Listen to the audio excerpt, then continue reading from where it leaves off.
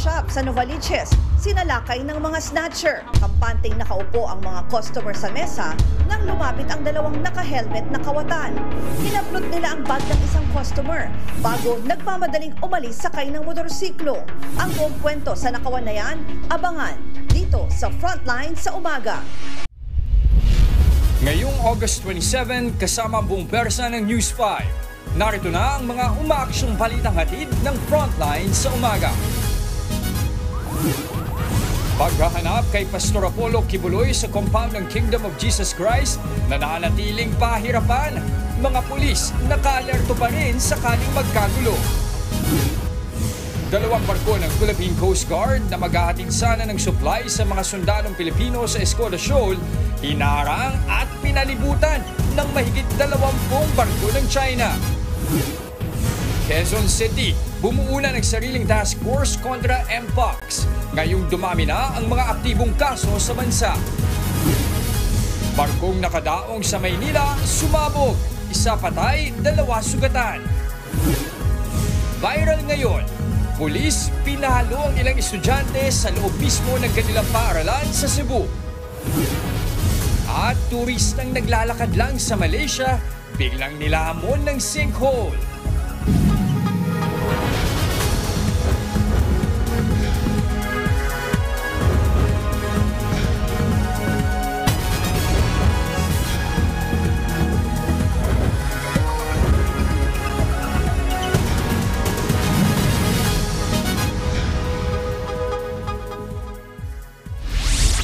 Tahimik pero tensyonado. Ganyan ang sitwasyon ngayon sa paligid ng compound ng Kingdom of Jesus Christ sa Davao City. Kahapon kasi ay pinagbabaklas na ang barikada sa compound. Pero bago yan, 20 muna ang inaresto matapos nilang harangin ang mga pulis. Ang ilan sa kanila namato, nanakit at nagbanta pa sa mga pulis.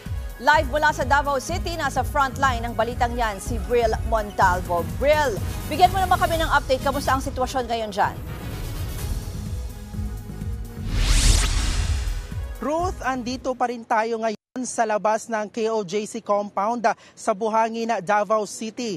Nakabarikada pa rin ang ating mga kapulisan dito sa gitna ng kalsada at hindi pa rin ito madadaanan ng mga sasakyan. Mag-aapat na araw na nga ngayon na simula ng hanapin ng Philippine National Police si Pastor Apollo Kibuloy sa loob ng compound, pero hanggang sa ngayon ay hindi pa rin nila mahagilap ang pastor.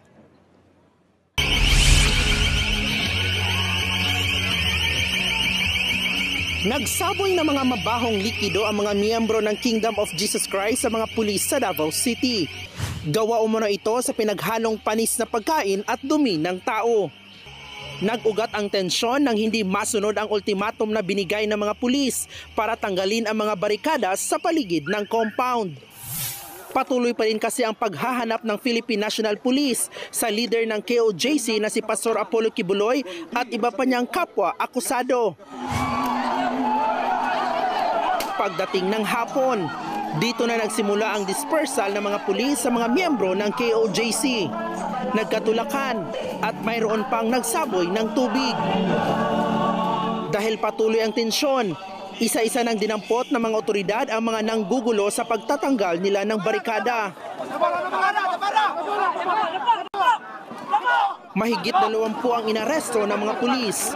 Wala ko ginawa. May ilan pang nahimatay dahil sa gulo. Ayon sa PNP, inaresto ang mga nanggugulo dahil daw sa obstruction of justice. Giit naman ang abogado ng KOJC na si Attorney Israel Tutorion, legal ang kanilang pagtitipon. Nagpahiwatig din daw si Police Regional Office 11 Chief Nicolas Torre III na gagamitan ng pampasabog ang compound oras na mahanap ang mga tunnel na sinasabing pinagtataguan ni Kibuloy. Pero hanggang ngayon, wala pa ring nakikitang tunnel. It was intimated, but according to him, it will not be his force who will implement the same. I don't know who will, but it was my understanding that somebody will do it. Sa ngayon, may isang bahagi ng compound ng KOJC ang pinagtutuunan ng pansin ng PNP sa paghahanap nila kay Kibuloy. Gamit ang ground penetrating radar, May na-detect daw silang heartbeat sa ilalim ng lupa. Posibleng isa raw ito sa mga sinasabing tunnel kung saan maaaring lumulusot si Kibuloy. Ang estimate po natin is mga 20 to 30 meters from the ground at may nadedetect po tayong sign of life. So nandun ngayon yung concentration natin. Naniniwala tayo na malapit na nating matunton kung asaan itong secret entrance at lagusan itong particular place po na ito. Mas tumibay pa ang paniniwala ng PNP, lalo't may isang lugar na pilit pinoprotektahan ang mga taga-suporta ni Kibuloy. May mga hawak na rin daw na ebidensya ang PNP na mga miyembro lang din ng KOJC ang nananakit sa kanilang kasamahan. Meron tayong hawak na video ngayon na nagpapakita na meron na sila doon sa isang lugar doon na mismong mga miyembro ang nagsusugat doon sa kapwa nilang miyembro na para ipakita at isise sa mga kapulisan natin na galing yung injury nila sa ating mga kapulisan. Hindi muna inilabas ng PNP ang sinasabing video habang patuloy itong biniberipika. Wala rin daw katotohanan ang aligasyong gumagamit ng tear gas ang mga pulis. Gayong wala ni isang nakasuot ng gasma sa mga sumalakay na pulis. Hindi nga rin daw ito kasama sa mga gagawing hakbang sakaling magpumilit pa ang mga taga-suporta ni Kibuloy.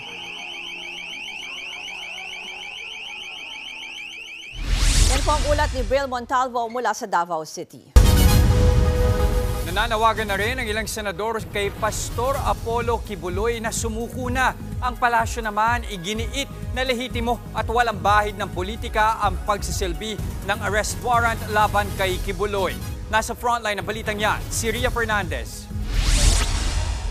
Abala sa negosyo at mga motorista ang tumitinding tensyon ng mga pulis at mga miyembro ng Kingdom of Jesus Christ ni Pastor Apollo Kibuloy. Yan ang giniit ni Davao City Mayor Baste Duterte.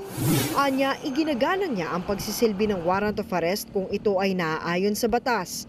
Pero napansin daw niyang hindi sinusunod ng PNP ang maayos na paraan ng paghahain nito.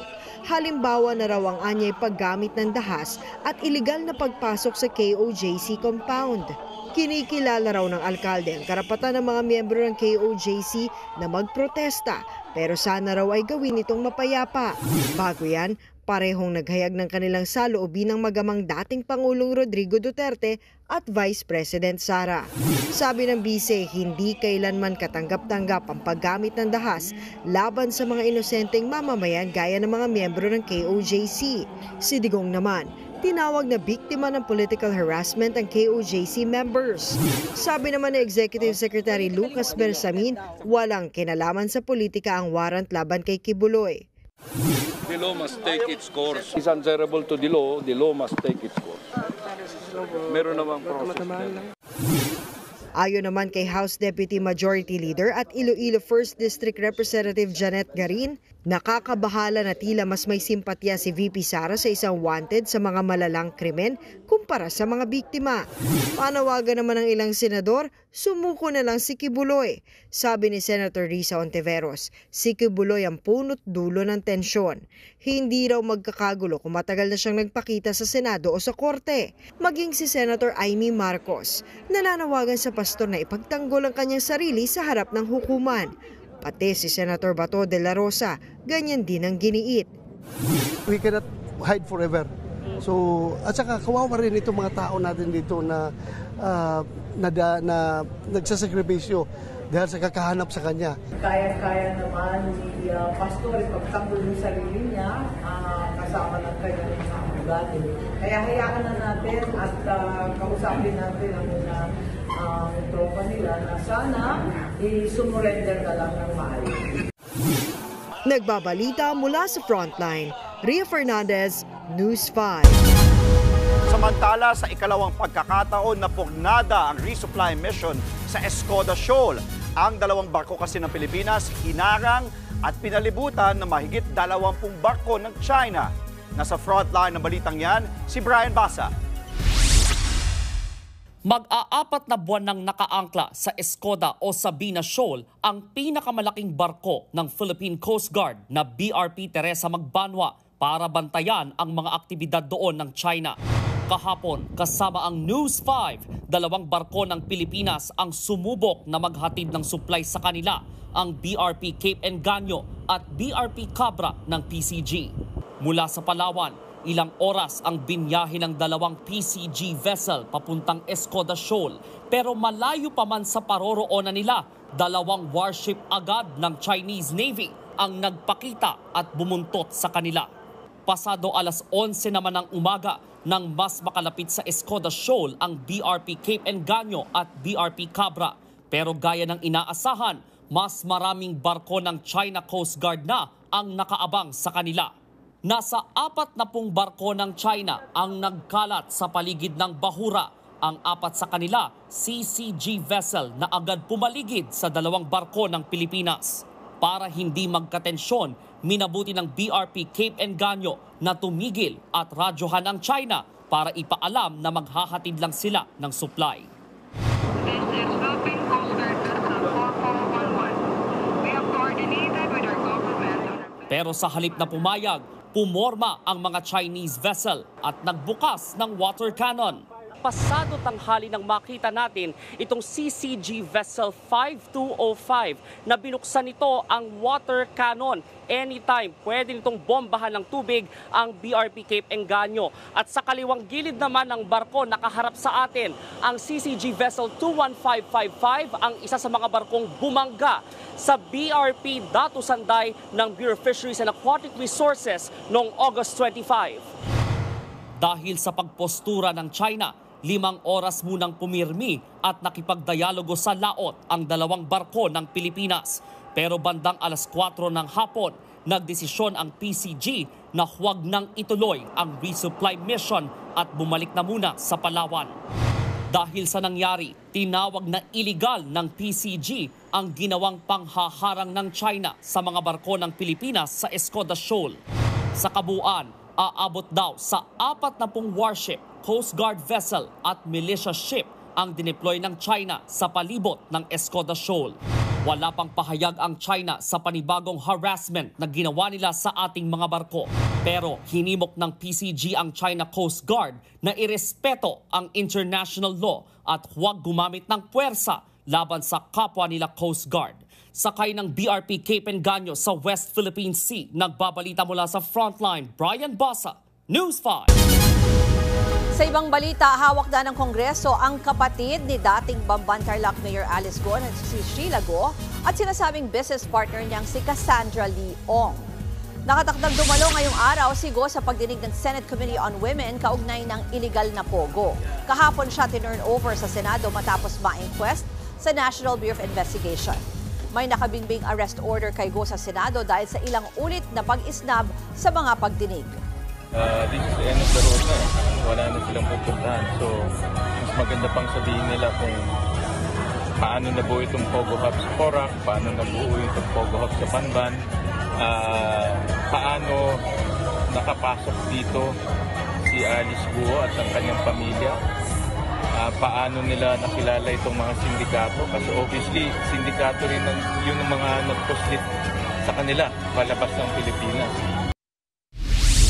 Si Ong nakatakda ring dumalo sa hearing na hawak naman ngayon ng Kamara. Pero pagbobotohan pa raw ng mga kongresista kung papayagang doon muna unang sumalang si Ong. Sa mababang kapulungan dinala si Ong sa bisa naman ng arrest warrant nito sa kanya. Dahil din ito sa hindi niya pagdalo sa mga pagdinig. Malaki ang participation niya because she appears to be the liaison between these two illegal pogos and PAGCOR, no? Plus, of course, we have to get information from her kung sino yung may-ari, sino yung abogado, sino yung tumatayong mga incorporators nito. We are hoping that the members of the Senate and the House will not attempt to threaten, bully, bamboozle her into waiving these rights because these rights are sacred under the Constitution. Kambyo tayo sa ibang balita, matraffic na nga, baka lalo pa kayong matraffic. Sinabayan kasi ng grupong Piston ng kilos protesta ang pagbabalik klase at opisina sa Quezon City. Mamayang alas 10 ay magtutungo ang grupo sa tanggapan ng Land Transportation Franchising and Regulatory Board o LTFRB. Doon sila mangangalampag para tutulan ang PUV Modernization Program. Nangalap din sila ng pirma mula sa mga commuter para sa petisyon na sumusuporta sa pananatili ng mga tradisyonal na jeep.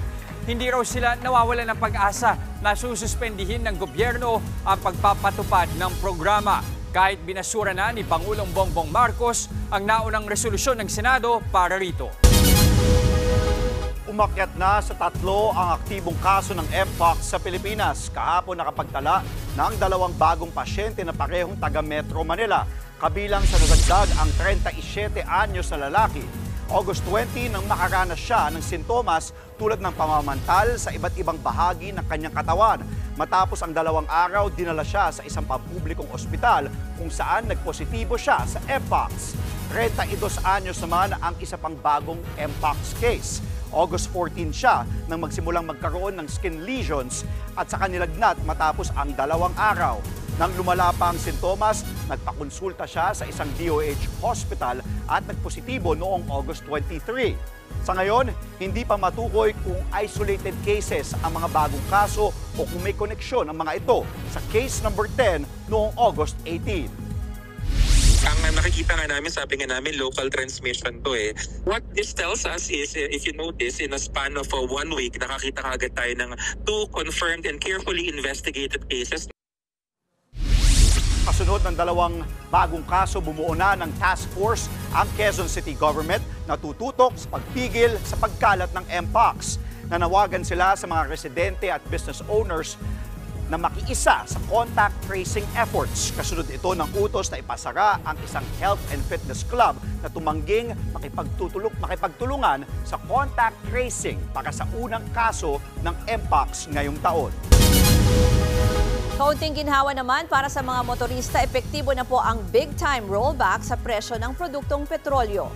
Simula ngayong umaga, binawasan ng 1 peso and 90 centavos kada litro ang singil sa diesel.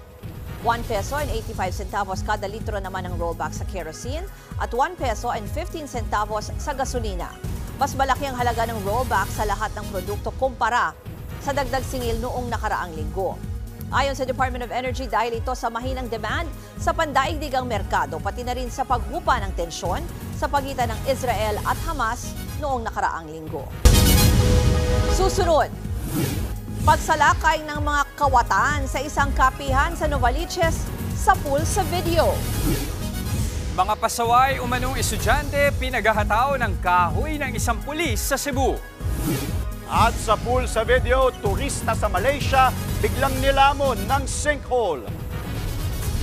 Yan at iba pang mga balita at impormasyon sa pagbabalik ng Frontline sa umaga.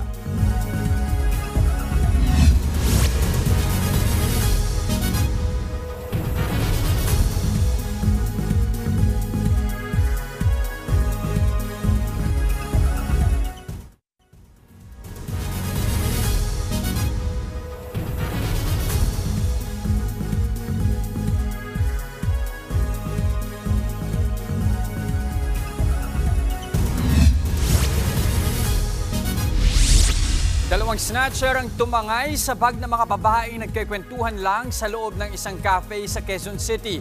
Ang buong pangyayari nasa pool sa CCTV. Nasa frontline ng balitang yan, si Hannibal Talete. Sa kuha ng CCTV, makikita ang pagdaan ng 2 lalaking sakay ng motorsiklo sa may kapihan sa Barangay Santa Monica sa Novaliches, Quezon City. Ipinarada nila sa may sidewalk ang motor. Maya-maya, akmang may kinakalikot ang lalaking nakapulang damit at helmet sa motor. Pero nagmamatsyag na pala siya sa mga tatargeting mga kababaihan. Matapos ang ilan pang minuto, bigla na lang pumasok sa cafe ang nakapulang lalaki, pati ang kasama niya, at hinablot ang isa sa mga bag ng 2 biktima. Maswerte naman ang isa pang babae dahil naihagis niya ang bag niya sa counter. Nagmadali namang tumakas sa mga suspect sakay ng motorsiklo. Ayon sa empleyado ng cafe, may lamang mamahaling relo at cellphone ang bag na natangay ng mga suspect. Nagulat na lang po kami, may sumisigaw po. And then paglabas po namin is yung bag po nung isang customer nahagis po dun sa may loob ng shop.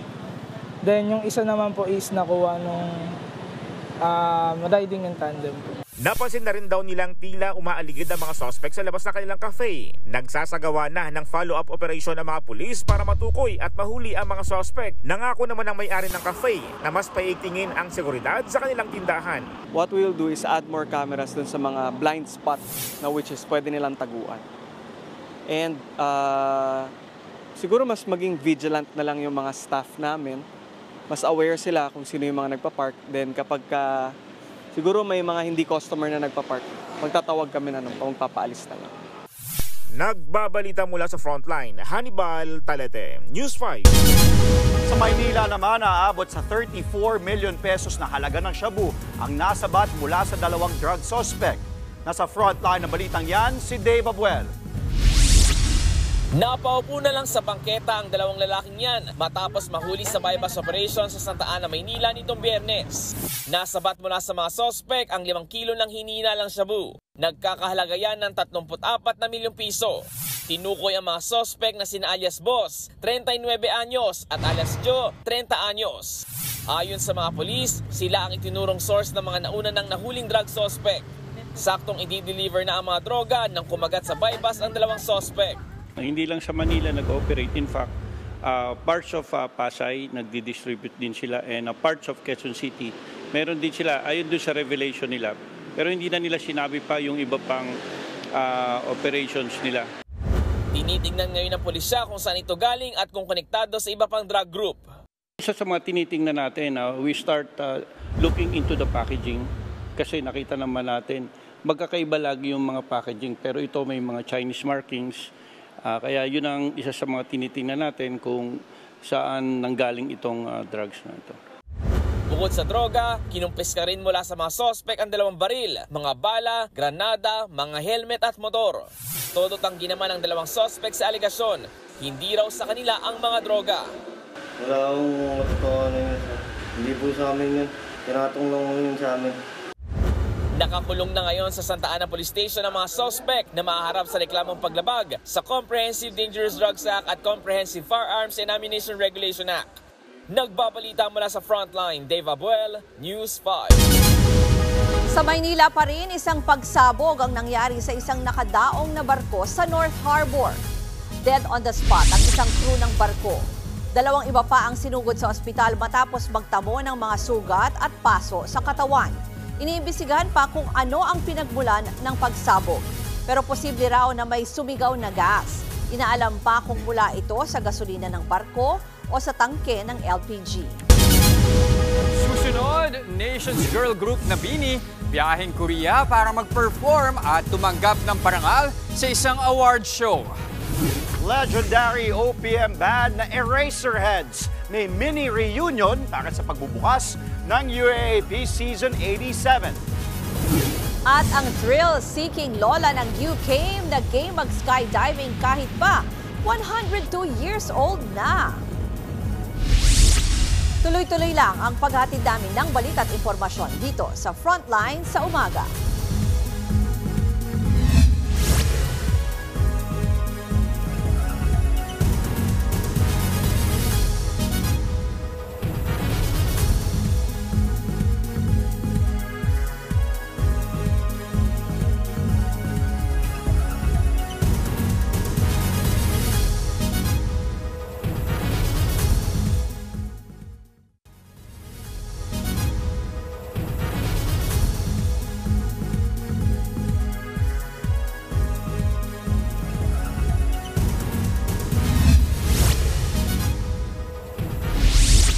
Off to Korea ang Nations Girl Group BINI para dumalo sa Billboard K-Power 100. Magpa-perform ang grupo sa naturang event at tatanggapin nila ang Voices of Asia Award. Ngayon pa lang, nagfa-fangirl na ang BINI dahil makakasama nila at mapapanood ang ilan sa mga naglalakihang K-pop stars. Proud din ang grupo dahil sila ang naging kinatawan ng P-pop at Pilipinas. Inaabangan naman ng Blooms kung anong kanta ang ipe-perform nila sa Billboard K-Power 100.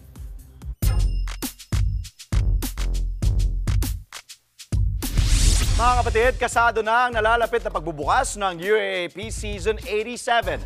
Battle of Katipunan, agad-agad ang magaganap sa unang araw ng palaro sa pagitan ng UP Fighting Maroons at ng Ateneo Blue Eagles. Ito ang magiging debut ng top prospect na si Jared Bahay na dating nag-commit sa UP bago tumuloy sa Ateneo. Susundan nito ang pasabog na opening ceremony kung saan nakatakdang mag-perform ang legendary rock band na Eraserheads.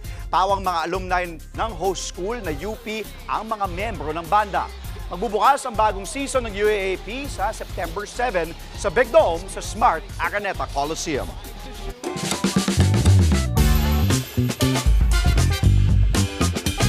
Sa mga tinatawag na adrenaline junkie dyan, kasama ba kayo doon? Kasama. Pero ito baka Oo. kayo mismo hindi nyo kayanin ang trip ng isang lola sa England. Higit isang taong gulang na kasi siya, pero nakuha pa niyang tumalon sa eroplano. Wow, grabe ha. Naisipan pa niya ang pagsa-skydiving para sa kanyang 102nd birthday. Woo! Tumalon sa eroplano ang isang parachutist habang nakasabit sa kanya ang matandang si Manette Bailey. Bukod sa pag-celebrate ng kaarawan ni Lola Manette, ginawa rin daw nila ito para makalikom ng pera sa isang charity. Nasa 7,000 feet o higit 2,000 metro ang taas ng itinalon nila at nang makompleto nila ito, kinilala si Lola Manette bilang pinakamatandang skydiver sa Britain. Galing, oh. Hindi naman ito yung unang beses na umiral ang pagiging thrill seeker ni Lola Manette. Ay, Lola talaga. Baka kasi sa kanyang 100th birthday, nagmaneo naman siya ng race car na may bilis na higit 200 kilometers per hour. Wow! Nagawa niya na ba? Na-try niya na yun? Hindi pa, pero gusto ko subukan din. Ako paragliding. Paragliding. Kamusta nagawa ko naman? Paragliding. Nakakatakot sa umpisa pero kasi ikaw yung tatalon, bubuelo ka sa isang hill, tapos ikaw yung mismong tatalon. I-try mo ulit pag 102 ka na. Bakit naman ako maghihintay Si pa Lola, ng ano? Hindi na ako maghihintay. Gawin na natin. Sabay-sabay tayo. Game. Baka yung fake kamatay mo. Huwag naman. At yan po ang mga impormasyong dapat ninyong malaman. Mga balita para sa may alam at may pakialam. Kami ang inyong mga kasangga sa Frontline sa umaga.